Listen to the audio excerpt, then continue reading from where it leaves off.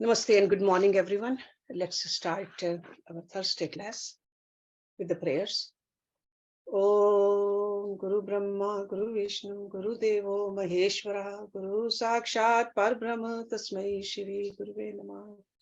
Om Bhuvasvaha Tatsavitra Vareneyam Bhargo Devasya Dhimahi Dhiyo Yo Nah Prachodayat. Asto ma satgamya, tamso ma jyotirgamya, mrityur ma amritam gamya. Om sena bhavtu sena bhunaktu saviryam karvavai.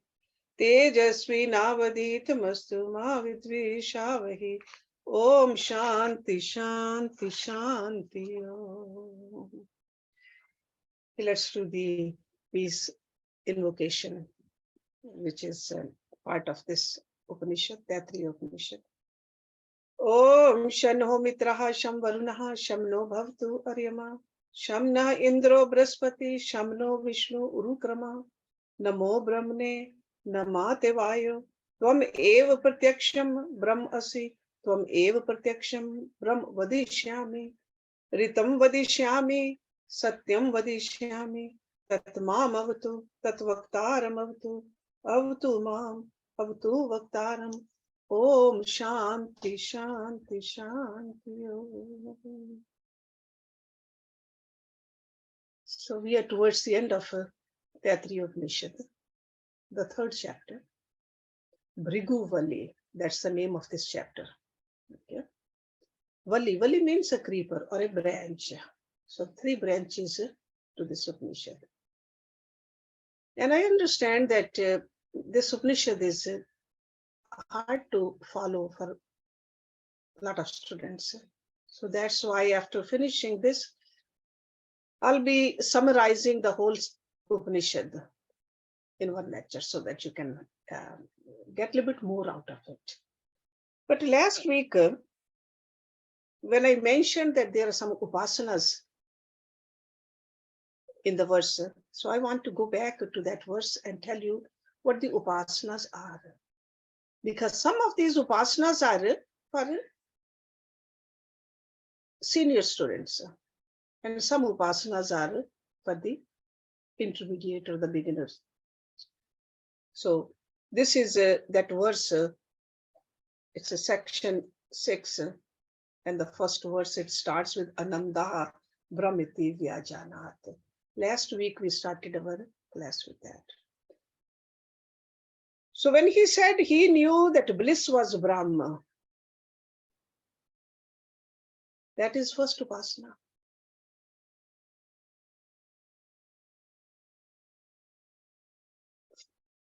From bliss, all these beings are produced.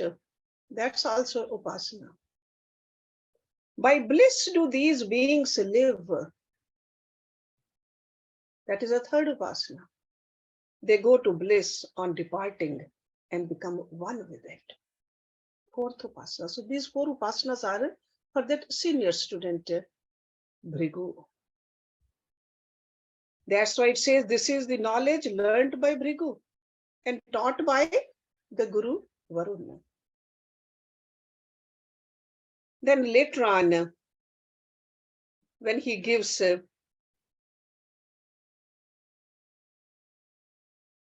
the teachings to the new students or the students who have not done their homework yet, see, Bhrigu, he followed the instructions of the Guru properly.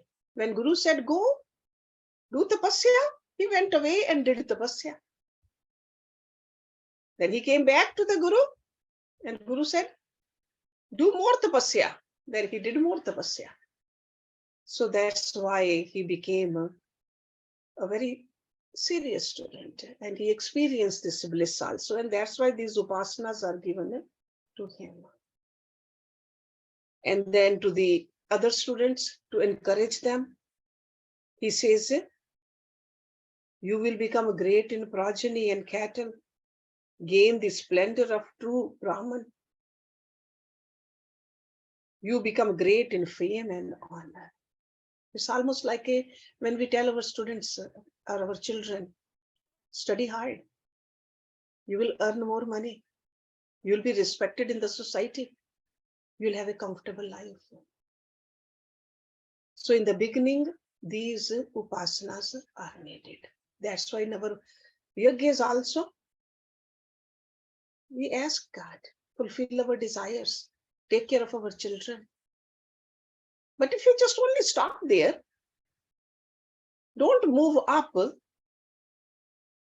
don't realize that ultimate goal is Brahmahood, to see Brahm everywhere. We all have come from him and we have to merge back to him. That means we have not finished our studies well. So that's what we see in these verses. Okay, so all 6 upasanas are given in this verse, what we saw last time. And we'll talk more about it when I summarize the whole scripture for you. So, but now let's go where we ended our last week's class.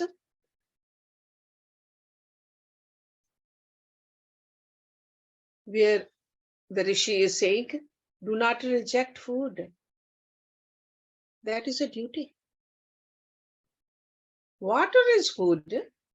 Fire is the food eater. Fire is fixed in water. Water is fixed in fire.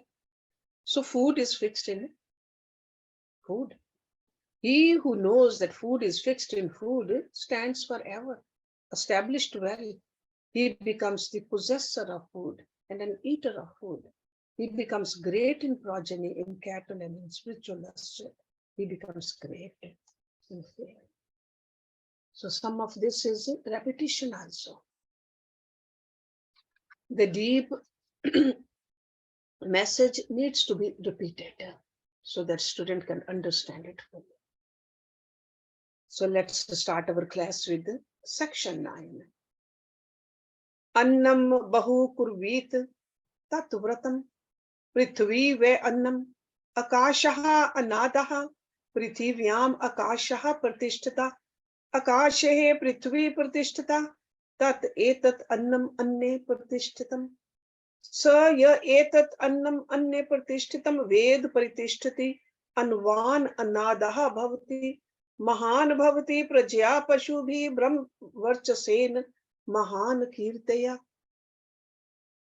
Again, annam means food. Bahu means plenty. Kurvit, accumulate. Tat means that. Vratam means duty. Prithvi, earth. Where means indeed annam, food. Akashaha, space. Anadaha, eater of food.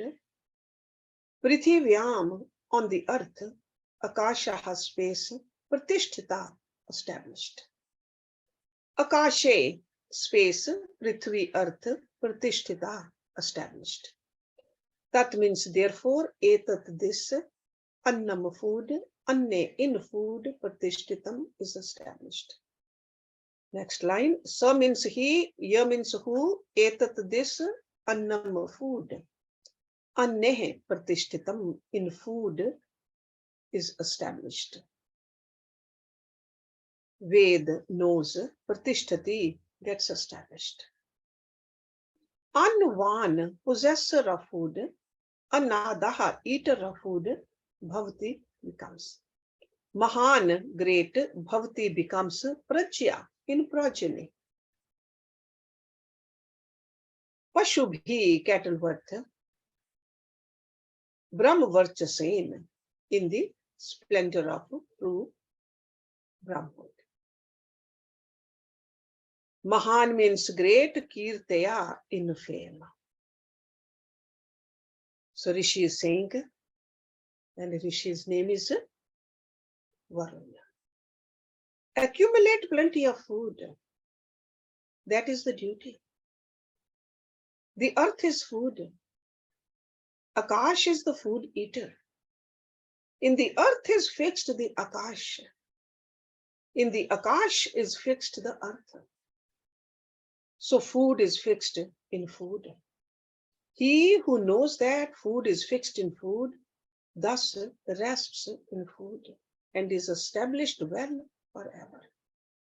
He becomes rich in food and becomes eater of food. He becomes great in progeny, in cattle, and in spiritual luster. He becomes great in fame. So he's telling the students to accumulate food in plenty. Why? To help others. Not a selfish hoarding. When he says it's your duty, a vow you are taking, that means the purpose is for distribution, to help others. When one eats food, food becomes surrounded by the individual. It's like an anme kosh. The same way the earth from which all food arises in itself, the food, like a morsel in the mouth of space, Akash. The earth, after all, revolves on its own axis in the wide mouth of Akash itself. The space is needed for the earth to be there. A subtler element cannot be conditioned by a grosser one. Earth is the grossest, cannot limit the space, even by its bulk of substance. In every point of the earth, space is fixed up, in the sense that space interpenetrates into very bowels of the earth. It can be assumed that earth is the consumer and the space is the consumed. So in that sense, he's talking like that. So the material gains are promised here again as a reward for such a regular and deep meditation. But it's almost like an assurance. You do your part, you will be well taken care of. You don't have to worry about it, because normally our mind worries about it. Where will the food come from? Who will take care of my needs? The basics. So he says, you do your part, the rest will be taken care of. This is a promise he's making. And as for Brigu, the senior student is concerned, he was also advised to accumulate plenty of food for the purpose of feeding the students in his ashram, because the father knew there will be ashram. He will be running that, and we know that later on, that's what he did. And when the students come to the ashram, you got to feed them. This is a very basic need of a gurukul or the ashram, or even maintaining and looking after the students who might come for some instructions. So this guru is injecting a missionary zeal into the boy to make sure that you fulfill everybody's needs, because even the worldly objects are needed to run these missions. And the self, which is all pervading, and the cause of the ether, and subtler than the space, is the ether, as it were, of the whole universe which moves in space. So as such, if we understand it fully, the consciousness is the ether, the factor that makes it possible for the mind and the intellect to experience the universe. So if Atma is not there, the consciousness is not there, we cannot experience any of it, no matter how bright our intellect is. It has to be enlightened by that light. It's almost like no matter how much wattage of the bulb is, if it's not connected with the electricity, it's no good. It's no good. Or how expensive the refrigerator is, if it's not hooked properly, just a box. The same way it goes for our equipment also. The Supreme, clothed in matter, expresses itself as you and I. The world and the ocean, the solar, the lunar systems, the universe are all its patterns also. So in this sense, we may say that the world we can assume is in a sense the eater of the spirit as the gadgets consume the electricity. This is what he's trying to tell us. So Bhrigu was in a position to understand the implications of what the Varun said because of his own experience of the infinite. So in the same verse, we see the guidance for the new students or the students who have not done the practice yet, and the senior student also. This is Rishi Varun is telling us. Let's look at the next one. Na kanchan vastahu pratyachakshit tatvratam tasmat yaya katha yaya kaya cha vidya bahu annam prapniyat aradhiyasme annam iti achakshate etatve muktah annam radhvam mukta asme annam radhyate etatve madhyata annam radham madhyata asme annam radhyate etatve antatah annam radhyam antatah asme annam radhyate ya evam ved. Na means not a kanchan, anyone. Vastav, shelter, like a seeking a shelter. Pratyachakshit, should run away or refuse. That means that vratam, your duty. Tasmat, therefore, yaya kaya cha, by whatever. Vidya, by any means. Bahu means plenty, annam food, prapniyat, let him procure. Aradhi is cooked. Asmai, for this one, annam food, iti means thus, achakshate, declared. Etat, thus, where means indeed muktaha, in the best manner. Annam food, radham, to prepare or given. Muktaha, in the best manner, asmai, to him, annam food, radhyate, is offered. Etat means this, where means indeed madhyata, in the mediocre manner or the medium way. Not the best, but the next lower. Annam food, radhyam, prepared. Madhyata, in the medium manner, asmai, to him, annam food, radhyate, is offered. Etat, this, where means indeed antataha, in the lowest manner. Okay, antim shreni. Annam food, radhyam, prepared. Antataha, in the lower manner. Asmai, to him, annam food, radhyate, is offered. Ya means who, evam, this, Ved knows. Do not turn away anybody who seeks shelter and lodging. Vastav, that's what it means. This is the vow. So this is, he's saying, make a vow, or this is your duty. Anybody who comes to you, give them shelter. Let one therefore acquire plenty of food by any means whatsoever. They should say, food is ready. If the food is prepared in the best manner, the food is given to him. That means to the guest, also in the best manner. If the food is prepared in the medium manner, food is also given to him in the medium manner. And if the food is prepared in the lowest manner, the same food is also given to him in the lower manner.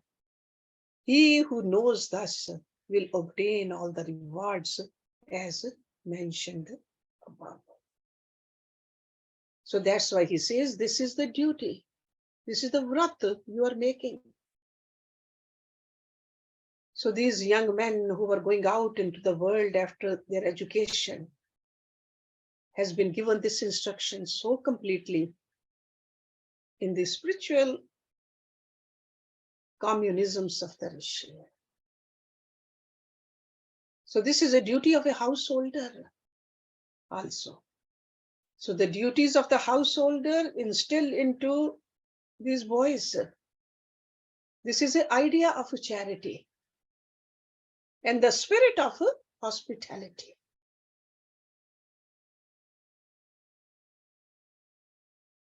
It is considered as a duty which is unavoidable to a householder that he should entertain every guest that comes to him. Anybody who comes through our door. I was touched yesterday. I went to tie this Molly. You all know Urmila. She's going to go through a surgery. Went to her house. I told her I'll stay there just for a few minutes. But she had the tea ready. The pakoras ready. The fruit ready. She knew I will not eat pakoras because I don't eat ann more than once a day. This is hospitality. It was not needed. I told her, don't do it. But she still did it. This is what we have learned through our great culture. This is called Atithi Bhava. See, if you look at it, Atithi without date, that means no matter what time, who comes, we offer food, shelter. That means the seat, the water, whatever that person will take. And these young boys they have been given these instructions by this great guru that you will become householders. And when you are householder, entertain every guest that comes through the door. So the students, when they become householders, but during their upasana, as a student right now, they are being told that Atithi Seva, take it as a vow. I remember in our ashram in Hoshiarpur, Guruji, even our Guru Mataji, before she left the body, this was the instruction she gave. Anybody who comes, make sure they eat food. And Guruji used to say, anybody who comes, it's not only certain people, anybody who walks through the gate of the ashram, offer them seat. Offer them water. Offer them food. Then ask them, how can we help you? It's very basics of our culture. Atithi Seva as our vow. So this shows that the householders must have the necessary means. That's why he's saying that acquire plenty of food by any means whatsoever. That doesn't mean that he is saying that steal it.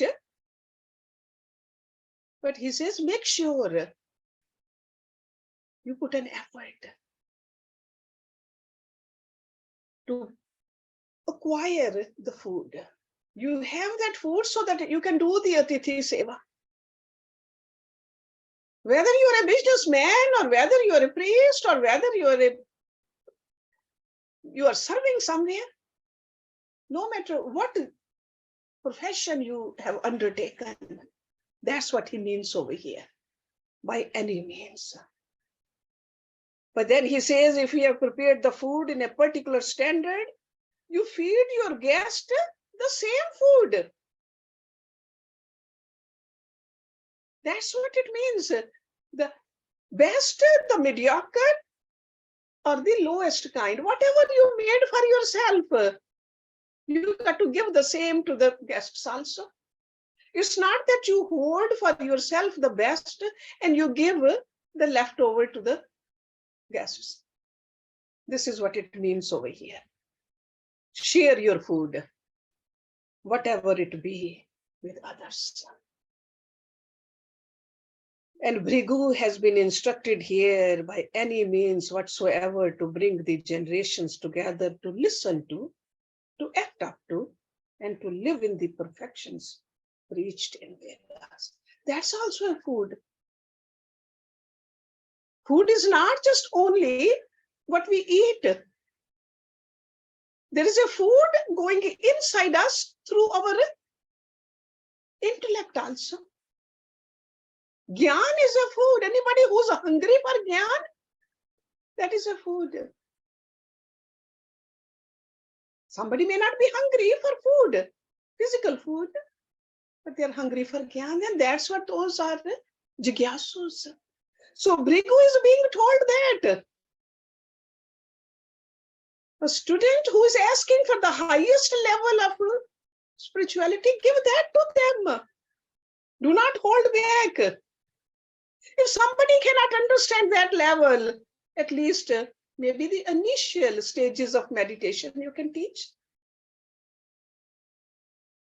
That's why Guruji used to say that even if somebody comes to you and you see their stiff neck, at least tell them how to do Griva Chakra. If you see somebody's hands are stiff, tell them to do the Bhuja Chakra. That is the food which we give. Sometimes we think that food is only the fruits and the apples and the milk and the chapatis. No. Got to expand our knowledge. If any seeker comes to a man of knowledge through Bhrigu, this Rishi Varun is instructing that a teacher should not on any score turn away anybody who is seeking the knowledge or even the shelter. There has to be an inner integration with the best manner. Feed him in the best manner. Give him direct instructions of that. Satyam Jnanam Anantam. If the seeker is mediocre, give him a mediocre instruction of the same upasana. If the seeker happens to be the worst type, meaning a person full of desires and agitations, that is the worst kind of a seeker. A lot of excitements and lot of passions, even such an individual is not to be turned away. We cannot say that you got too many worldly desires, you cannot come here. Got to make sure that you give the proper instructions to the person who is very rajasic also. Because there is a little seed of jigyasa in that person.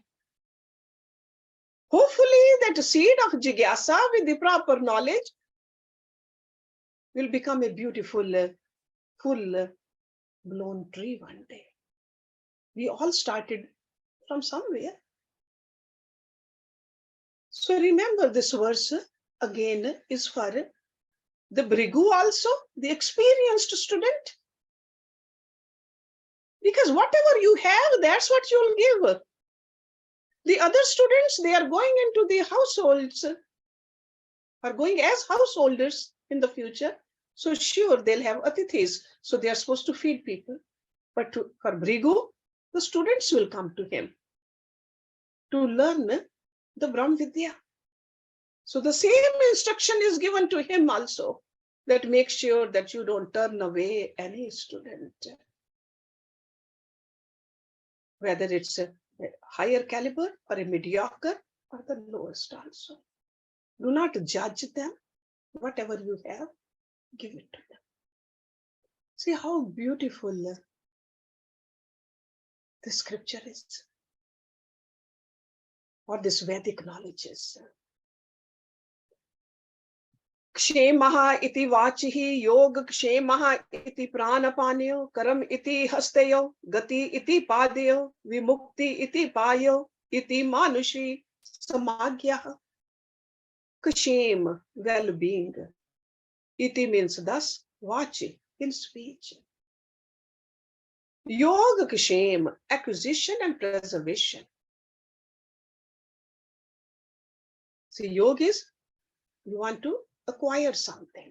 You want to become one with something, acquisition. Kshem is whatever you have and you want to preserve it. So yoga and kshem, acquisition and preservation. Iti means thus, pran apaneyo. Pran is the incoming energy, apan is the outgoing. Karam iti as a work. Hastayo, in hands. Gati iti as a movement. Padayo, in legs. Vimuktihi iti payo. Payo means the anus. Vimukti iti as excretion. Iti means thus manushi in respect of men. Samagya, meditation. The Supreme resides in speech as well-being.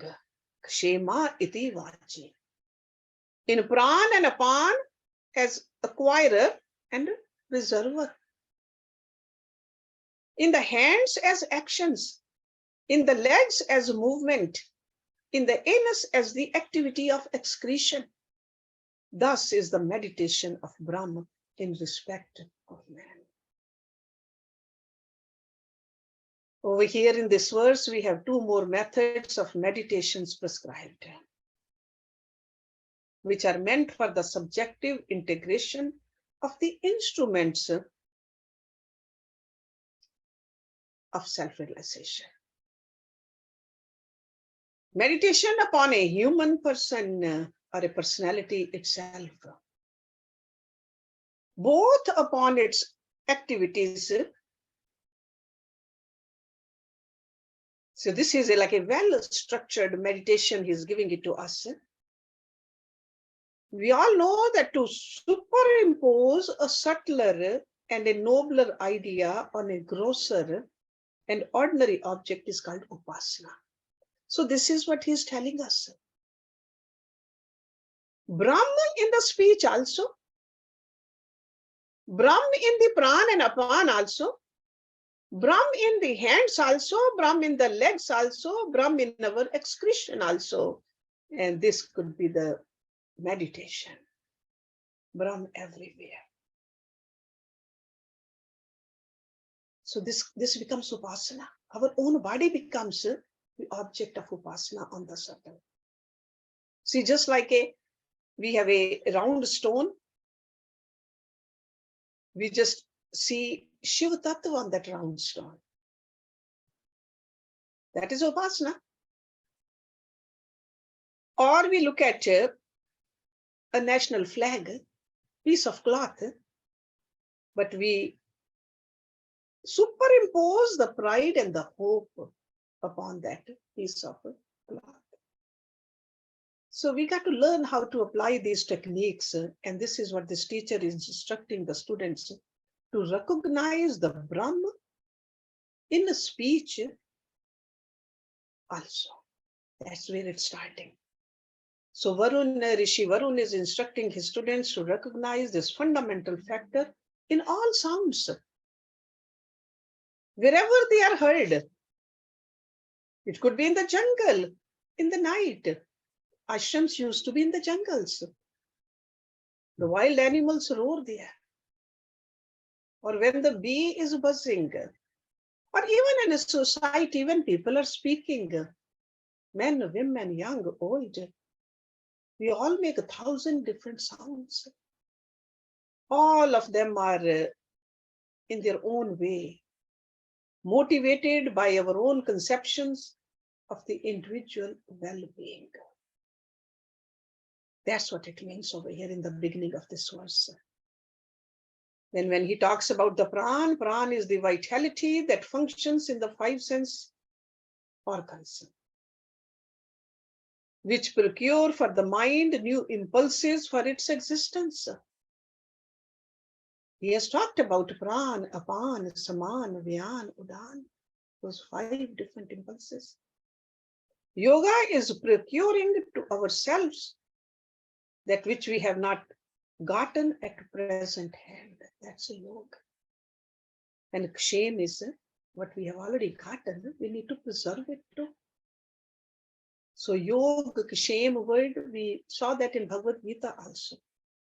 So together we put yoga and ksham, that really means progressive growth.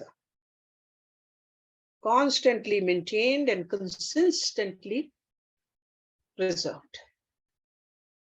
In our own meditations also, sure we have reached up to a certain level of calmness. We got to secure that also. We cannot let it go. But at the same time, we cannot just stay there. We got to move up also. So yoga and ksham both. And in the hands, see Brahm as the action. We all have hands. They differ in shape, size, color, strength. Millions of different activities we do through all of them. But one common truth is that at all times, all hands are performing actions. So Brahma, which is common in all forms and names, can be identified as actions in hands. This is what he is telling us. The same way motion in all legs. And then we might wonder, why did he mention the excretion and the anus? So in the excretion act also, Brahma. When we are considering the all-pervading divine, we must be able to realize it even in the vulgar and the filthy. Brahma is everywhere. Upon functioning in the anus directly determines the activities of the pran on the face. So there is an intimate relationship between these two forces working within us. And Brahma is everywhere, all pervading. Let's do one more verse. Ath devi triptihi iti vrishtav balam iti vidyuti yasha iti pashushu jyoti iti nakshatreshu prajati amritam anandaha iti upastha sarvam iti akashahe. Ath means then devi, pertaining to the devtas. Triptihi as triptihi iti as a satisfaction. Vrishtav in the rains. Balam iti as strength. Vidyuti in a lightning. Vidyut. Yash iti as fame. Pashushu in cattle. That means in wealth. Jyoti iti as light. Nakshatreshu in stars. Prajati as offspring. Amritam, immortality. Anandaha, bliss. Iti, upastha, the organs of excretion. Upastha. Sarva means all. Iti means as, akashe in akash. Now follows the meditation upon the Adi Daivik. That's what Devi means, Adi Daivik, the divinity. As a satisfaction in the rain, as power in the lightning, as fame in the wealth or cattle. See, cattle used to be the source of wealth. As a light in the stars, as offspring, immortality, and joy in the organs of procreation, and as all in the Akash. So in this verse, we find a type of meditation where, though the point of meditation is upon some manifested phenomena in nature, as unmanifested ideal or conception in superimposed upon these points of concentration. So that's why he says the Dev, or the rain, or the light, or the wealth. To see satisfaction in the rain is a subtle form of meditation. Very subtle form. When the rain is coming down, it's just like if we didn't have the rain, what will happen on this earth? We know that. We see those droughts in certain areas. So that's why he says to see satisfaction in the rain. Tripti iti vrishtav. So subtle form of meditation. When we see the snow falling today, satisfaction. Instead of getting upset about it, so remember, there is a Brahma, power of Brahma doing it all.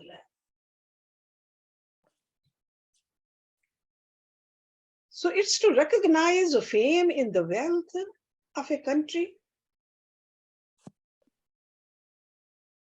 In the old times, it was like an agriculture-based society. So cattle was the wealth.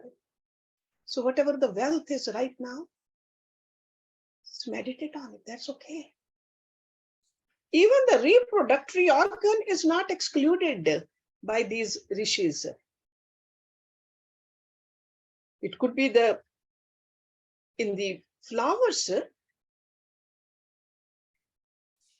they are being, the butterflies and the bees are going over them to pollinate them. Feel good about it.